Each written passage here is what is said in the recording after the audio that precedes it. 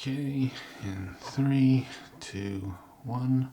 Hi, my name's Mark Knight and I'm a filmmaker, and what we're doing today is we're talking about the 3 different ways, methods, styles there are to create video content for health and safety communications. Whilst all the stuff that I'm going to be talking about today is directly related to health and safety, it's also relevant to any video communications project. So this is sort of a generic video, and hopefully there's going to be a lot of content in there. So now I'm just going to stop talking because I'm just rambling, and we'll get right into it. Yeah, should we get right into it? Maybe get into it. What? No?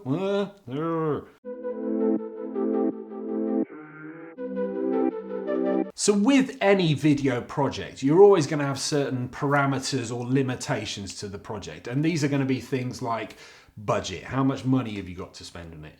Deadlines. How quickly do you need the project to be out there? Audience. What type of audience and where are they based? So all these types of things are going to have an implication on what type of project that you can ultimately create. But there are always, pretty much always, going to be 3 options open to you. And those options are animation, live action fiction, and factual style content.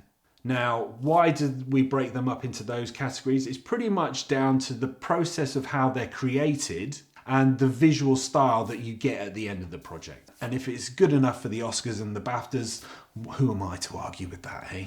So what we're going to do is we're just going to examine each one of those, pick out the pros and cons, and yeah, give you a bit more ammunition so that if you are thinking of commissioning your own video project, you'll know what you can expect to achieve with the budget and resources that you've got available to you. Let's get on with it. So let's start alphabetically then with animation. What is animation? Well, for me, I think animation is pretty much anything that is created without the camera being the primary form of capturing the video or creating the video.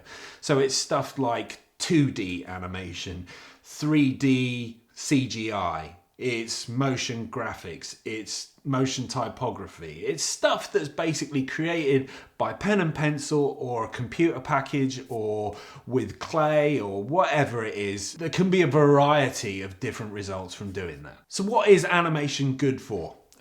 Ooh, that's a bit harsh, isn't it?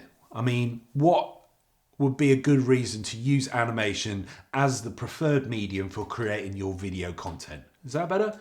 Yeah, that's a bit more better, isn't it? It's specifically very good, in my opinion, at creating very unique projects. If you want to create something that stands out from the crowd, animation is a surefire way of doing that because you're literally only limited by your imagination. There is so much scope. There's so many different ways of creating the content, and it's so personal to whoever is the primary animator or creator of the piece that it sort of has its own style. And what you can then do with that, you can then leverage that style to create more engagement by using it for other pieces of marketing or internal communications collateral. For example, I made an animated resource for a large banking institution several years ago, and it was all about customer service. And what we did is we created it in a comic book style. So what we did is we created heroes and villains of customer service. And off the back of the video project, in order to advertise it internally and market the whole campaign internally, is that they created posters and other marketing collateral using the animation style. So it was a lot broader than just being a video project. It leaked into all the other communications, and it builds up an internal brand almost for your health and safety initiative. Another example of why you might consider using animated content is that, in my experience, health and safety has to deal quite often with things that are difficult to recreate in reality. For example, a health and safety resource that I made, I pitched an animated concept because it was a lot easier to get someone to draw someone ploughing into someone with a car than it was to recreate that in real life. And it was also a lot cheaper in the end. That's why animation worked where live action didn't. So that's why it allows you to recreate scenarios that are literally impossible or not possible due to the constraints that you have on the project, i.e. budget and resources available. So that's where animation can come into its own as well, because literally, as I said earlier, it's just a blank sheet of paper. It's only limited by your imagination, so you can recreate anything that you want, really. Another reason why you might consider using animation is if you're trying to talk to a geographically diverse audience. Animation is reliant on visuals to tell a story. So that crosses boundaries a lot easier than a factual or a live action piece of content, which are going to be very much related to where they're filmed. So a piece of content that's filmed in England that shows an interaction between two people might not have the same context if it was used in India. Whereas an animated piece of content might be able to cross the boundaries easier. You might obviously have to change the dialogue track, but that's a lot easier in animation than it is in live action. It's a lot more effective as well. And that then leads into another point why animation is so good. Animation is flexible. You can create an animated film that is very much about getting facts over there. It's very informative. It can show you how a process works. It can show you how something is built. It does that very well. But on the flip side of that, animation is also exceptional at storytelling. So it's very good for behavioral things as well, as evidenced by the success of Pixar films. Like, everybody loves a Pixar film because they're just so good at telling stories that you end up blubbing over an animated character more than you would anyone in your real life. I mean, it's just the power of animation is not something to be dismissed easily. You are a sad, strange little man, and you have my pity. Farewell. So what are the downsides of using animation? Well, due to the nature of its creation, it takes a lot longer than, say, a live action or a factual project to create it. And due to that fact and the man hours that are required and all the processes that you have to go through in order to get to the point where you can actually do the production, it's quite involved, and there's quite a lot of time and man hours and effort that goes into creating an animation, and therefore it comes with a price tag. The bill for an animated project would be on average higher than any factual project and on a par with live action. So that then leads us into live action. And what is live action fiction? The best way of saying it is that it's something that someone has conceived. It's based on an idea and then it's been filmed, captured, recorded using a camera. I think that's probably the best way of describing live action fiction. Someone thought it up and then put it on film. So what is live action fiction good for? Well, it's good for lots of things because people can relate to it and engage with it, because what you do is you're replicating styles that they're familiar with. Commercial style film, people are aware of how a commercial works. A short bite-sized, 30 seconds, maybe up to 60, that tells a little succinct story about one subject. Or it could be a soap opera where you're getting access to people as characters and you're seeing their behaviours and attitudes towards things. It's very good at relating to people because people go, oh, I like this because I like soap operas, or yeah, I can appreciate that because it's an advert that works really well and it's got good structure. Another reason that live action fiction is good is that because it's based on stories. It's all about telling the story in a certain way in order to engage an audience. People for generations have told stories. It's part of who we are as human beings, and live action fiction is very, very good at doing that. Hence why people go to the cinema, hence why people watch Netflix. You know, all these are the reasons that you're trying to tap into when you're creating health and safety communications. You're looking to steal the best bits from other places and go, why does that work? Could we use that and put it into our communication in order to drive up engagement and make your messages more effective? In my experience working in health and safety comms, when we've used live action fiction, it's quite often been for behavioural based safety education, getting into the attitudes and behaviours of individuals that then allows you to bring your audience in and engage them in a learning package. Why do people act the way that they do? Why do they have that attitude? How can we change that attitude? What's the benefit of changing that attitude? It makes you question who you are or what you do as an individual. That's quite powerful. That's what live action fiction can do, specifically very well for health and safety. Again, very similar to the animation and why you would choose to use animation, live action fiction has got a certain look to it. It feels bigger. You can turn it into an event. If you've invested the money in getting someone to create an idea, develop that idea, get a whole team of people together to make this idea, and then edit it and throw everything at it to make it look amazing, if you spent all that money, you want it to have an impact, and you should leverage that in your business. Much like animation can cut through, so can live action fiction, because where we then get into the problems of live action fiction. To do it well, it costs a lot of money to bring the right people in, bring the right equipment in. The team is just bigger because you need to organize more stuff. You're spending more on pre-production, actual production, and post-production. It just is very difficult to create something of quality without spending a bit of money.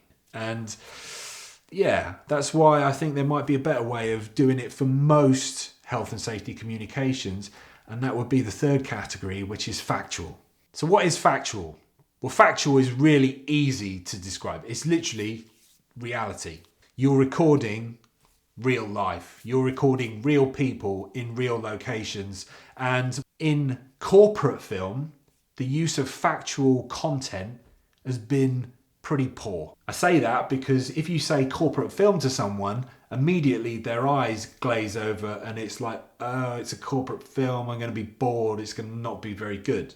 That shouldn't be the case, because factual has so many possibilities within it that are just not being tapped at the moment. If you adopt the idea that video is the way forward, if you adopt the idea that strategy is required in order to ultimately achieve your goals, and you adopt the idea that volume of content is the only way that you can create a consistent dialogue with your audience, then factual is pretty much the only way you should be going. Wow.